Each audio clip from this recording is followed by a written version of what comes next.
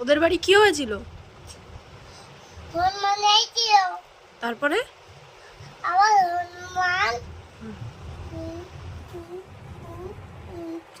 এরম করে দেখছিল। তারপরে হাতে থালা ছোটবাটিতে বাবা ও মা ভাত দিচ্ছিল বেড়ে হুম ও থালা নিয়ে যেতে তারপরে ও থালা চেলে নিয়েছে। হনুমান তারপরে কি হলো? আবার যেতে মাকে হুম হনুমান হুম হনুমান লাল লাল করছি। তারপরে লাল লাল করে ওদের বাড়ি চলে যেতে অনুত্তর বাড়ি এসেছিল।